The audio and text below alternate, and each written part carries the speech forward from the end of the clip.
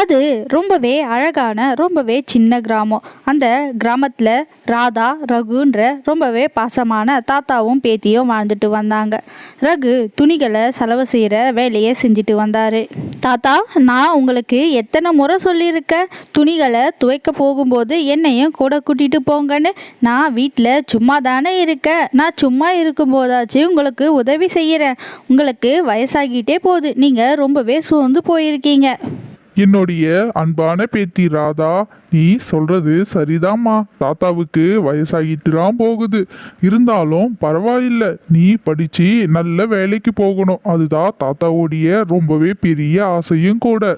இந்த வேலையை பற்றியெல்லாம் நீ யோசிக்காத அப்படின்னு ரகு ராதா கிட்ட சொல்லிட்டு வழக்கம் போல துணிகளை எல்லாம் துவைப்பதற்காக ஆற்றங்கரைக்கு கொண்டு போனார்.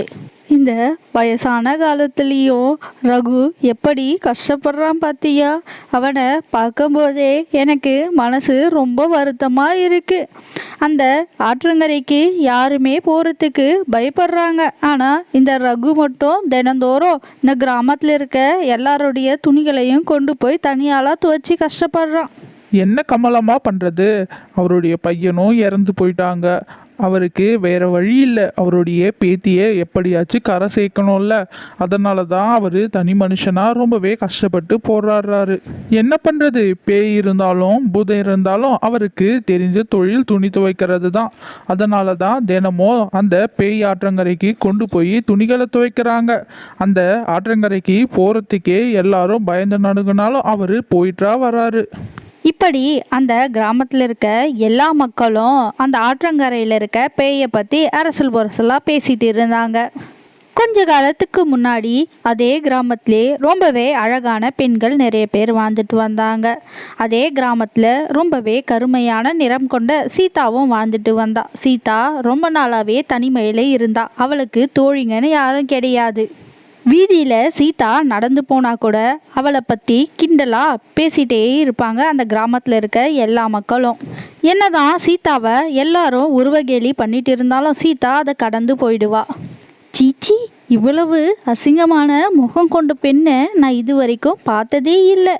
இவளை பார்த்தா என்னால் நிம்மதியாக சாப்பாடு கூட சாப்பிட முடியாது, நல்லா தூங்க கூட முடியாது. இவ முகத்தை மூடிட்டு கூட வீதியில் நடந்து போக மாட்டேன்றா. என்ன ஒரு ஜென்மமோ தெரியலை. இந்த விஷயத்த எத்தனையோ முறை இந்த கிராமத்தில் இருக்க எல்லா பெண்களும் அவகிட்ட சொல்லிட்டாங்க. ஆனால் அவள் என்னதான் சொன்னாலும் கேட்குற நிலைமையில இல்லை. என்ன பண்ணுறது? நம்ம தினமும் போயிட்டு அவளுக்கு அறிவுரையெல்லாம் எடுத்து சொல்ல முடியாதுல்ல. இப்படி அந்த கிராமத்தில் இருக்க மற்ற பெண்கள் எல்லாம் சீதாவை பற்றி ரொம்பவே மோசமாக பேசிகிட்டு இருந்தாங்க. ஆனால் சீதா எதையுமே காது கொண்டு கேட்காம அவள் உண்டு அவள் வேலை உண்டு ரொம்பவே நிம்மதியான ஒரு வாழ்க்கையை வாழ்ந்துட்டு இருந்தா. இன்னைக்கு ரொம்பவே நல்ல நாள். இந்த பண்டிகையில் கூட மற்ற பெண்கள் போல் நல்ல உடையணிந்து என்னால் இந்த கிராமத்துக்குள்ளே சுற்றி வர முடியலை. என்ன பண்ணுறது? இது என்னுடைய தலையெழுத்து. துணிகள் எல்லாம் துவைக்கிறதுக்கு நிறைய இருக்குது. என்ன பண்ணுறது? மற்ற எல்லாரும் பகல் நேரத்தில் ஆற்றங்கரையில் துணிகளை துவைப்பாங்க. ஆனால் என்னால் முடியாதே. இப்படி சீதா மனசுக்குள்ளே யோசிச்சுட்டு இரவு நேரத்தில் அவள் துணிகளை துவைப்பா. அப்படிதான் ஒரு நாள் இரவு சீதா வீட்டுக்குள்ளே ஒடுங்கி கிடக்கிறது ரொம்பவே மனசுக்கு பாரமாக இருக்குது. இந்த இரவு நேரம் வந்தாதான் ஆற்றங்கரைக்கு துணிகளை கொண்டு போய் துவைச்ச உடனே என் மனசும் ரொம்பவே லேசாக ஆகிடுது. இப்படியே மனசுக்குள்ளேயே பேசிக்கிட்டு அன்னைக்கு இரவு சீதா அழுக்கு துணிகளை எல்லாம் ஒரு பையில் கட்டி ஆற்றங்கரைக்கு கொண்டு போனான். அவள் கூட பேச்சு துணைக்கு பேசுறதுக்கு யாரும் இல்லைனாலும் தனியாகவே அவள் பேசிக்கிட்டே கொண்டு வந்த எல்லா அழுக்கு துணிகளையும் எடுத்து அங்கேருந்த கல்லு மேலே துவைக்க ஆரம்பிச்சா. அப்போது கீழிருந்த சோப்பை கவனிக்காமல் சீதா வழுக்கி ஆற்றுக்குள்ளே விழுந்தா. எவ்வளவோ நீச்சல் அடித்து முயற்சி பண்ணாலும் சீதாவால் ஆற்றை விட்டு வெளியே வர முடியல. கொஞ்ச நேரத்திலே உதவி கேட்டு அவள் ஆற்றுக்குள்ளே மூழ்கி போயிட்டா. அடுத்த நாள் காலையில் சூரியன் உதித்த உடனே எல்லா கிராம மக்களும் ஆற்றங்கரைக்கு வந்தாங்க. கமலம்மா, அந்த சீதா பொண்ணு நைட்டு துணி துவைக்க வந்தா போல இருக்கு. ஆற்றுக்குள்ளே விழுந்து இறந்து போயிட்டா. அவளுடைய உடல் கூட கிடைக்கல. நான் இதை பற்றி நிறைய விஷயம் கேள்விப்பட்டிருக்கேன். இது மாதிரி இறந்து போனவங்கெல்லாம் இங்கே தான் பேயா சுற்றுவாங்கன்னு. அப்போது அந்த சீதாவும் இங்கே தான் பேயா சுற்ற போகிறா. இதன் பிறகு நம்மளால் நிம்மதியாக இங்கே வந்து துணிகளையும் துவைக்க முடியாது. அவள் இருந்தும் பயனில்லை, இல்லாமலையும் பயனில்லை. ராதாவுக்கு அந்த கிராமத்தில் கமலின்ற நெருங்கிய தோழி இருந்தா. அவ பெரிய பணக்கார வீட்டு பொண்ணு. கமலி, நான் தான் ராதா வந்திருக்கேன். கமலி, நம்ம ரொம்பவே வசதியான குடும்பத்தை சேர்ந்தவங்க. நீ அந்த பொண்ணு கூடலாம் தோழியா இருக்கக்கூடாது. அவளை முதல்ல வீட்டுக்கு வரதை நிறுத்த சொல்லு. வகுப்புல எத்தனை பணக்கார பசங்க இருக்காங்க, அவங்க கூட நட்பா இரு, இவ கூட இருக்காத. அம்மா, நம்ம என்னதான் பணக்காரங்களாக இருந்தாலும் எனக்கு படிப்பு அந்த அளவுக்கு ஏறாது. ஆனால் ராதா அப்படி இல்லை. வகுப்புலே அவள் தான் நம்பர் 1 ஸ்டூடெண்ட். பார்த்தீங்களாம்மா, படிப்பு பணக்காரங்களுக்கு தான் வரணும், ஏழைங்களுக்கு வரக்கூடாது அப்படிலாம் எதுவும் இல்லை. எப்போவுமே பணம் நம்மளுக்கு தேவையானதை மட்டும்தான் கொடுக்கும். பணத்தை வச்சு நம்ம பெருசாக ஒன்றும் பண்ண போகிறது கிடையாது. இப்படி கமலி அவளோட அம்மா கிட்ட பேசிட்டு இருந்தா. கொஞ்ச நேரத்திலே ராதா வீட்டுக்குள்ளே வந்தா. என்ன ராதா, எப்போவுமே நான் தானே உன்னை பார்க்கறதுக்கு வருவேன், அதிசயமா என்ன பார்க்க வந்திருக்க? சரி, என்ன விஷயம்னு சொல்லு. கமலி, என்னோட தாத்தாவுக்கு உடல்நிலை சரியில்லை. அவரை நான் தான் வீட்டில் பத்திரமா பார்த்துட்ருக்கேன். என்னால் கொஞ்ச நாளுக்கு பள்ளிக்கு வர முடியாது. அதனால் நீ வகுப்பறையில் கொடுக்குற எல்லா நோட்ஸையும் கொடுத்தனா எனக்கு படிக்கிறதுக்கு ரொம்பவே உதவியாக இருக்கும். கொஞ்ச நாள்லே அரையாண்டு பரீட்சை வேற வரப்போகுது. நீ என்னுடைய நெருங்கிய தொழிலை வச்சு தான் உங்ககிட்ட நான் உதவி கேட்டு வந்திருக்கேன். ராதா, இதை கேட்குறதுக்கா நீ இவ்வளோ தயக்கமாக நின்றுட்டு இருந்த? இந்த சின்ன உதவி கூடவா நான் பண்ண மாட்டேன்? நீ தாத்தாவை ரொம்ப பத்திரமா பார்த்துக்கோ.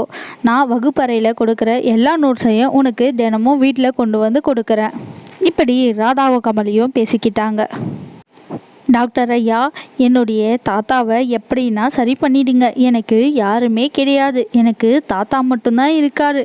எனக்கு தாத்தா ரொம்ப ரொம்ப முக்கியம் அப்படின்னு ராதா டாக்டர்கிட்ட சொன்னா. அதுக்கு டாக்டர், இங்கே பாருங்க ராதா, நீங்கள் உங்கள் தாத்தாவுக்கு நல்லா ரெஸ்ட் கொடுங்க, ஃபுட்டு கொடுங்க, அவரை நல்லா ரெஸ்ட் எடுக்க சொல்லுங்கள். கொஞ்ச நாள்லே அவருடைய உடல்நிலை ரொம்பவே ஆரோக்கியமாக மாறிடும். இப்படி டாக்டர் ராதா கிட்ட பேசிகிட்டு இருக்க வெளியிருந்து ராதாவை யாரோ கூப்பிட்டாங்க. ராதா, என்னுடைய துணிகளை எல்லாம் துவைக்க சொல்லி கொடுத்து ரொம்ப நாள் ஆயிடுச்சு. நீ எப்போ வந்து கேட்டாலும் என் தாத்தாவுக்கு உடல்நிலை சரியில்லைன்னு சொல்லுற. அதுக்கு நான் என்ன பண்ண முடியும்? என்னுடைய சேலைகள் எல்லாம் ரொம்பவே விலை உயர்ந்தது. அந்த சேலைகளை எல்லாம் பட்டுல நெஞ்ச சேலைகள். அதை செலவு பண்ணாமல் நீண்ட நாள் வச்சுருந்தோன்னா அதனுடைய தன்மையே கெட்டு போயிடும். ஐயோ ஜமீன்தாரம்மா, நீங்கள் கோவப்படாதீங்க. உங்களுடைய எல்லா துணிகளையும் நானே துவைச்சி கொடுக்குறேன். தாத்தாவுக்கு உடல்நிலை சரியில்லை, அதனால தான் நான் எப்படி செய்கிறதுன்னு தயங்கிட்டு இருந்தேன். இதன் பிறகு இரவு நேரத்தில் உங்களுடைய துணிகளை துவைக்கிறேன். இப்படி ராதா ஜமீன்தார் அம்மா கிட்ட பேசிட்டு இருக்க இன்னொரு பக்கம் பிரியா ராதாவை நோக்கி வந்தா. ஏய் ராதா, துணிகளை எல்லாம் கொடுத்து எவ்வளவு நாள் ஆச்சு, இன்னும் கூட துணிகளை துவைக்காம என்ன பண்ணிட்டு இருக்க? ஓ தாத்தாவுக்கு தான் உடல்நிலை சரியில்லை, நீ நல்லா தானே இருக்க. நீ என்ன பண்ணுவியோ ஏது பண்ணுவியோ எனக்கு தெரியாது. நாளைக்கு காலையில் என்னுடைய துணிகள் வீட்டில் இருக்கணும். இப்படி பிரியா ராதாவை திருப்பி பேசக்கூட விடாம கோவமா கத்திட்டு அவளுடைய வீட்டுக்கு கிளம்பிட்டா. அங்கே நடந்ததெல்லாம் பார்த்த ராதா, ஐயோ கடவுளே, தாத்தாவுக்கு உடல்நிலை சரியில்லாமல் போன பிறகு தான் தாத்தா எவ்வளவு கஷ்டப்படுறாங்கன்னே புரிய வருது. இவ்வளவு நாள் தாத்தா எந்த கஷ்டமும் தராமல் என்னை ரொம்பவே பத்திரமா பார்த்துக்கிட்டாரு. இன்னும் கொஞ்ச நாள் தாத்தாவை நான் பத்திரமா பார்த்துக்கணும். தாத்தாவை பகல் முழுவதும் பார்த்துக்கிட்டு இரவு நேரத்தில் போயிட்டு துணிகளை துவைச்சிட்டு வர வேண்டியது தான்.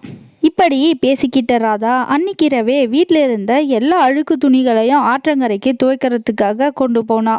ரொம்பவே வேகமாக நடந்து ஆற்றங்கரைக்கு பக்கத்தில் வந்தா. ஆற்றங்கரையை அடைஞ்ச ராதா அவள் கொண்டு வந்த ஒவ்வொரு துணியும் எடுத்து செலவு பண்ண ஆரம்பிச்சா. ரொம்ப நேரம் ஆகியும் அவளால் நிறைய துணிகளை துவைக்க முடியல. அப்போது திடீர்னு அவளுடைய உடலில் ஒரு மாற்றம் வந்தது. அந்த மாற்றத்தினால ராதா வேகமாக துணிகளை எல்லாம் துவைச்சா. ராதாவுடைய உடலில் பேய் பிடிச்சது.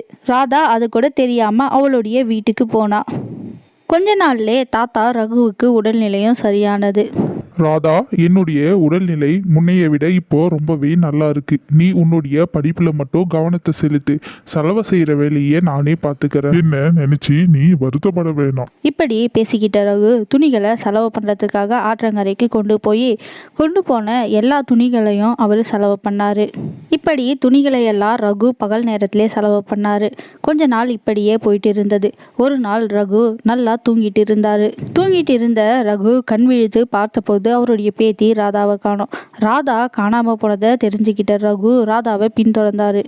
இப்படியே 2-3 நாள் கடந்து போச்சு. ராதா துணிகளை துவைச்சிட்டு இருந்ததுனால அவள் பழக்கத்தை மாற்றிக்க கஷ்டப்படுறான்னு ரகு உணர்ந்தாரு. அன்னைக்கு இரவும் ரகு தூங்கின பிறகு ராதா துணிகளை ஆற்றங்கரைக்கு கொண்டு போனான். இந்த ராதா வர வர வினோதமாக நடந்துக்கிறா, என்ன ஆச்சுன்னு கண்டுபிடிக்கணும். இப்படி ரகு மனசுக்குள்ளே பேசிக்கிட்டாரு. அடுத்த நாள் காலையில் சூரியன் உதிஞ்ச உடனே எப்போ இரவு நேரம் வரும்னு ரகு காத்துட்டு இருந்தார். சீக்கிரமாக இரவு நேரமும் வந்தது. ராதா வழக்கம் போல் துணிகளை எல்லாம் ஆற்றங்கரைக்கு கொண்டு போனான். ரகு ராதாவை பின்தொடர்ந்தார். திடீர்னு ராதாவுடைய உருவம் மாறினது. ரகு அது பேய் தான்னு உணர்ந்தார். ஆற்றங்கரையில் ராதாவுடைய உடலில் இருந்த பேய் துணிகளை எல்லாம் வேக வேகமாக துவைச்சிட்டு இருந்தது. அதை ரொம்பவே தூரத்துல இருந்து ரகு பார்த்துட்டு இருந்தார். அங்கே நடந்த எல்லா விஷயத்தையும் பார்த்த ரகு நீண்ட தூரத்தில் ராதாவுக்காக காத்து இருந்தாரு. ராதாவுடைய உடல்ல இருந்த பேய் துணிகளை எல்லாம் துவைச்சிட்டு துணிகளை எடுத்துக்கிட்டு வீட்டுக்கு கிளம்புச்சு. தூரத்துல ரகு இருக்கிறத பார்த்த அந்த பேய் ராதாவுடைய உருவத்துக்கு மாறியது. எதுவுமே தெரியாதது போல ரகு ராதா கிட்ட பேசினாரு. ராதா, நான் நல்லா தூங்கிட்டேம்மா. தூங்கி எழுந்து பார்த்த உடனே அறையில் நீ காணோம். நீ நிச்சயமாக துணிகளை துவைக்கிறதுக்காக ஆற்றங்கரைக்கு போயிருப்பேன்னு தான் நானும் வந்தேன். எனக்கு வயசாயிடுச்சுல்ல, என்னால் அவ்வளோ தூரம் நடந்து வர முடியல. அதனால தான் இங்கேயே உனக்காக காத்துட்டு இருந்தேன். நீ எனக்கு நிறைய உதவிகளை பண்ணுற. சரி வாமா, வீட்டுக்கு போகலாம். இப்படி ரகு ராதா கிட்ட சொன்னான். அங்கிருந்து ராதாவை ரகு கூட்டிகிட்டு போனான். அவன் வீட்டுக்கு போகாமல் வேறொரு வித்தியாசமான வழியில் ராதாவை கூட்டிகிட்டு போனான். ராதாவும் எதுவும் தெரியாது போல் அவன் பின்னாடி பின்தொடர்ந்தா. அந்த காட்டில் ரொம்பவே கருமையான இடத்துல ரொம்பவே கொடூரமான ஒரு பேய் பங்களா இருந்தது. அந்த பேய் பங்களாவுக்கு ராதாவை கூட்டிகிட்டு வந்தான். ஐயோ தாத்தா, இந்த இடத்த பார்க்குறதுக்கே ரொம்பவே பயங்கரமாக இருக்குது. எனக்கு இன்னும் கொஞ்ச நேரம் இங்கே நின்றுட்டு இருந்தால் ஜுரமே வந்துடும் போல். நம்ம 2 பேரும் முதல்ல வீட்டுக்கு போயிடலாம் வாங்க. இப்படி ராதா உடம்புல இருந்த பேய் எதுவுமே தெரியாதது போல் நடித்தது. ராதா உடம்புல பேய் இருக்குன்னு எனக்கு நல்லாவே தெரியும். நீ நடித்தது போதும். என் பேத்தியுடைய உடம்புல இருந்து முதல்ல வெளியே வா. இப்படி சத்தமான குரல்ல ரகு ராதாவை நோக்கி பேசினாரு. பரவாயில்லையே, உன் பேத்திக்கு பேய் தான் பிடிச்சிருக்குன்னு கண்டுபிடிச்சிட்ட. எவ்வளவு நாள் தான் நானும் என்னுடைய சுயநலத்தை காட்டாமல் ஒளிஞ்சே இருக்கிறது. இதன் பிறகாச்சு நான் கண்ணாமூச்சி காட்டாமல் நிம்மதியாக இருப்பேன். இங்கே பாரு பேயே, நீ என் பேத்தியோடைய உடலை விட்டு வெளியே போயிடு. அவள் ரொம்பவே சின்ன பொண்ணு.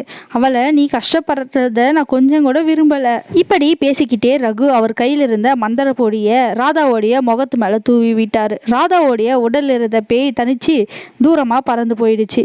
எப்படியோ ஒரு வழியாக ரகு ராதாவை மீட்டு வீட்டுக்கு கூட்டிகிட்டு வந்துட்டாரு.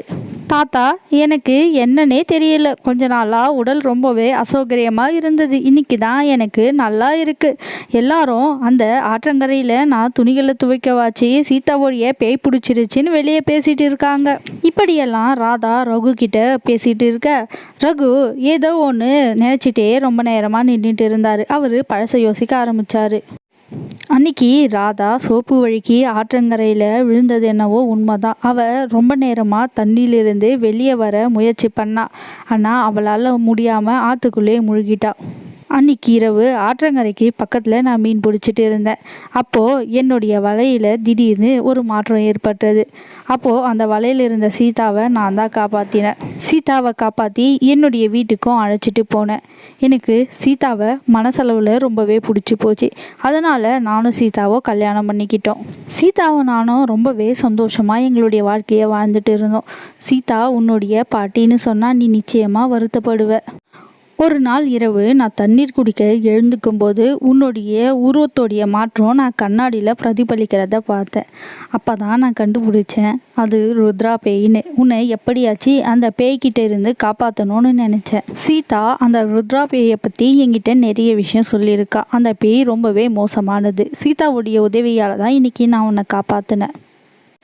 இப்படியே ரகு மனசுக்குள்ளே பேசிகிட்டு இருக்க இன்னொரு பக்கம் ராதா ரகுவை கூட்டிகிட்டு இருந்தா. தாத்தா, நான் உங்களை எவ்வளோ நேரமாக கூப்பிட்டுட்ருக்கேன். நீங்கள் என்னத்தை தான் அப்படி மனசில் நினச்சிட்ருக்கீங்கன்னு எனக்கு ஒன்றும் புரியலை. அதுவாம்மா ராதா, அது ஒன்றும் இல்லை. சில விஷயங்கள் நீ தெரிஞ்சிக்காமல் இருக்கிறது தான் ரொம்பவே நல்லது. உனக்கு ஒரு விஷயத்த மட்டும் இப்போ நான் சொல்ல ஆசைப்பட்றேன். நீ உன்னுடைய பாட்டியை போலவே ரொம்பவே தைரியமான பொண்ணு. அதனால தான் நீ இரவு நேரத்தில் ஆற்றங்கரையில் போயிட்டு எந்த பயமும் இல்லாமல் துணிகளை துவைச்சிட்டு இருந்த.